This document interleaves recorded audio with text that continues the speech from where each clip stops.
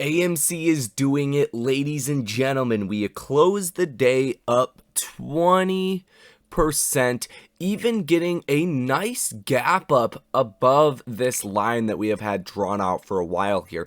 And we'll look at the technicals later on into this video, but things look very exciting for AMC, and it looks like AMC is starting to get more juice, call it, than some other stocks like Bed Bath & Beyond, GameStop, so on and so forth. AMC looks to be the one that is garnering a little bit more attention, and you did see the volume spike as well today, which goes in line with that saying. Now, we're going to take a look at exactly why AMC did rally 20%, because there was an obvious reason, and when this happened, or when this information came out, AMC did start to rally. And we're going to look at the cost of borrow rates. We're going to look at the short interest. We're going to take a look at the option chain, what significance the $6 price had as far as options are concerned, guys. Because as you know, today, or this week, today, every day of this week is going to be very important for a potential gamma squeeze. And for the first trading week or trading day of this week, it's looking pretty good with a 20% gainer. So let's get into it, guys. Hit that like button and subscribe to the channel. Source your comments, questions, or concerns down below in the comment section. If you learn anything, subscribe to the channel. But most importantly, know that I am not a financial advisor. I'm not a financial planner. I am not a wizard. This information is public information, so it's not hard to call when things look bullish, and that is all that we are doing. Invest if you want to, trade it if you want to. I am not the one to make that decision for you. You should know, if you're trading options, if you're buying shares of anything, you could lose 50% to 100% of your investment very easily. With that being said, quick disclaimer, let's get into it, guys. So what happened today that actually caused this 20% rally? And mind you, the stock was up. I think in the video I put out earlier, the stock was up like 6% anyway. So it was already a good day. And then you got a tweet from Aaron. He says, Avatar is a bull signal for AMC stock. And does go on to say, the Avatar The Way of Water keeps on rolling. My predictions were easily surpassed this week. This blockbuster movie could exceed 600 million in domestic ticket sales and 1.8 billion globally. So much for the doomsayers doubting the enduring appeal of movie theaters. Hashtag choke on that. And it does link what he actually said. And it says, according to Box Office Mojo, Avatar The Way of Water currently has a lifetime gross value of 1.90 billion, putting it at number 7 at the top lifetime grosses list. Of the 1.90 billion, 572.4 million can be attributed to the domestic box office, while 1.33 billion is attributed to the international box office. And you are very close to beating Spider-Man's numbers right now. Avatar at 1.90 billion, and Spider-Man was at 1.91 billion. So it's getting up there, and Adam Aaron's excited about that.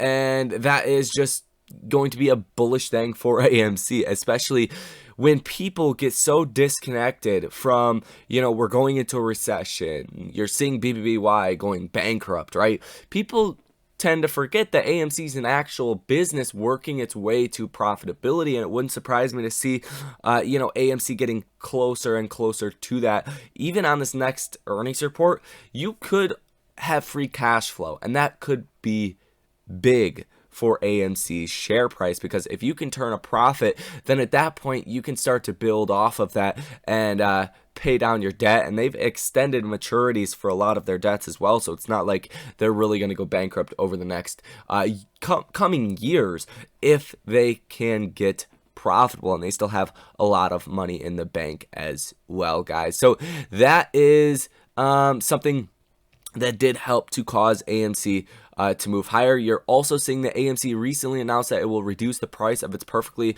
popcorn by 50% on January 19th in celebration of National Popcorn Day. Quote, "It doesn't get better than settling in for a fabulous film with a delicious bag of popcorn in hand at your favorite AMC Theaters location.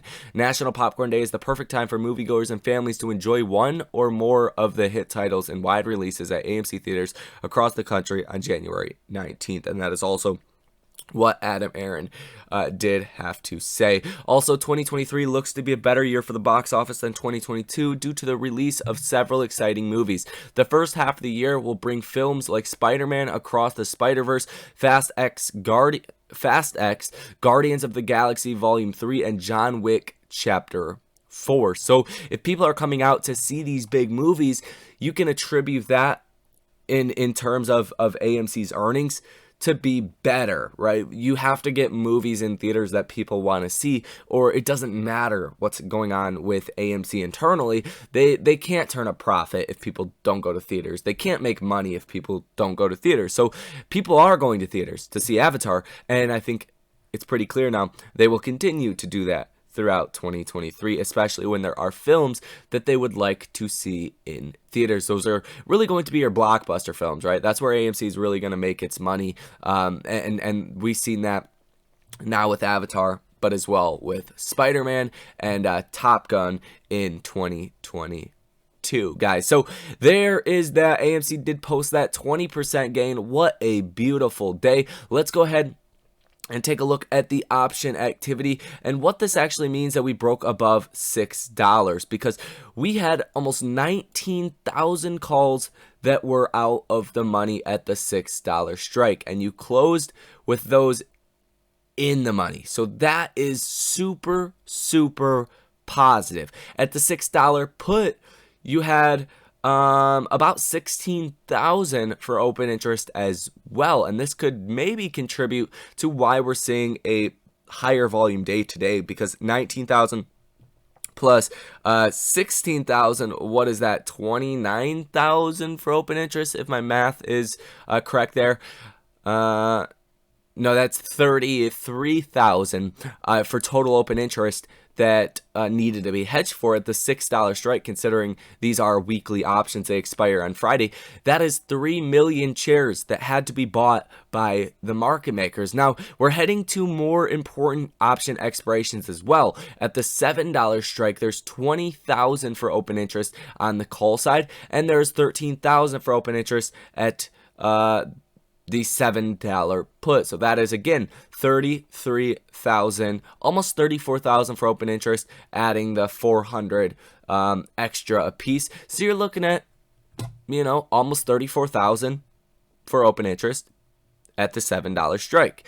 What does that mean? That is 3.5 million shares that hedge funds or market makers, whoever is behind these trades, would have to go out and buy as well. And that is just added on top of any buying pressure you're seeing from small shorts covering, or, people just going out and making trades on AMC. So that can help fuel a lot of this fire, and I do think that is going to be the case, especially when you start the first day of this week where we have a massive option expiration with a 20% day. So definitely looking good right here and right now. Now let's go ahead and take a look at what we have in store for tomorrow as well, because we do have a lot of economic data that will be coming out that is super, super important for the markets. So at 8:30 in the morning, you get PPI month over month for December, core PPI month over month, PPI year over year as well. Now,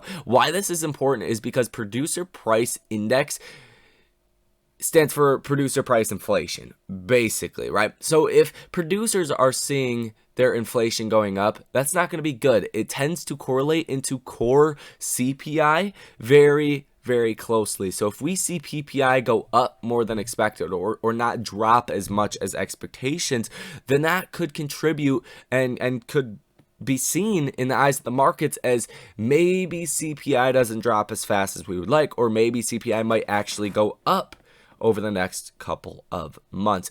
I think equally as important as that, at 8:30 in the morning as well, you get retail sales month over month. We're expecting a negative 0.4% drop. Last month was a negative 0.6% drop. And it's kind of wild because we're expecting almost a record GDP print at the next report of 4.1%, but we're expecting retail sales in December to have dropped almost 0.5% on top of an already 0.6% drop in November. I don't think that makes much sense to me. We'll see what happens. That's really the wild card for tomorrow, is retail sales. What that number comes out as, if it's insanely positive, right? If it's in positive territory, which it might very well might be. December is a huge spending retail sales kind of month with the holiday season. Then that might be seen as a negative thing. If it comes out along expectations, that's probably the best case scenario. If it comes out really bad, then you get fears of a recession. So there's really no winning on both extreme sides of retail sales. But if it comes out along the lines of expectations like CPI did, you might not get a huge jaw-dropping reaction based off of it. Then you're going to have Fed Bostic that speaks at 9 o'clock in the morning, Fed Bullard that speaks at 9:30 in the morning. Fed Bullard is no longer a voting member, so it's not going to be as important what he says to the markets.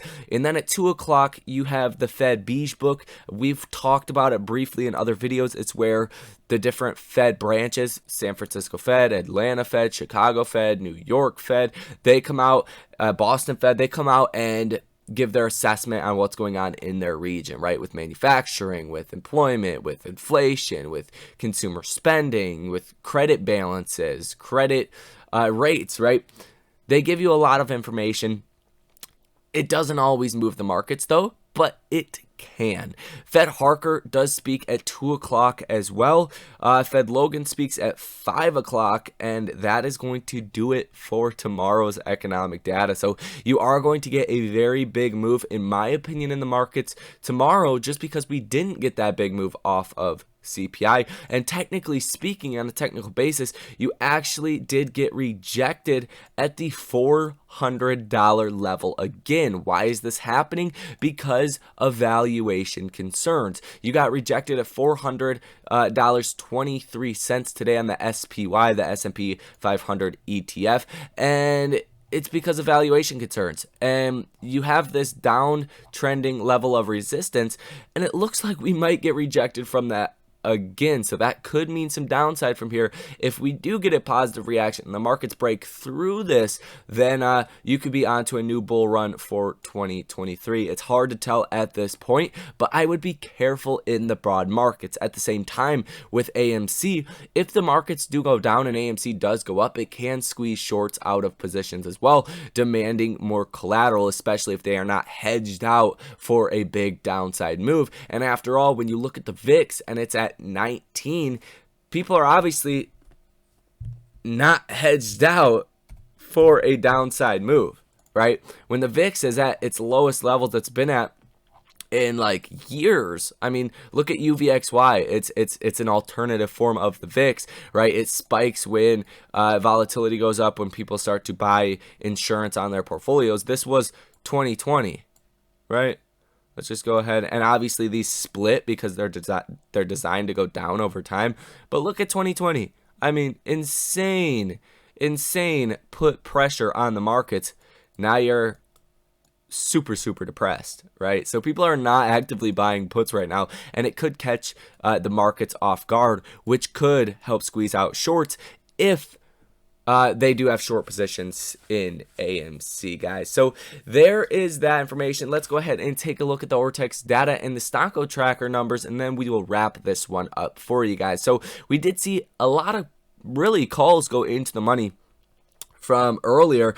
78,000 calls that are now in the money, 424,000 calls that are out of the money, puts that are in the money 121,000, and puts that are out of the money 180,000. So it's not hard to see, or at least it wasn't hard to see, this rally coming this week solely based off of the option activity and the technical analysis. Mix that with cost to borrow rates that Interactive Brokers is currently giving us of over 100%.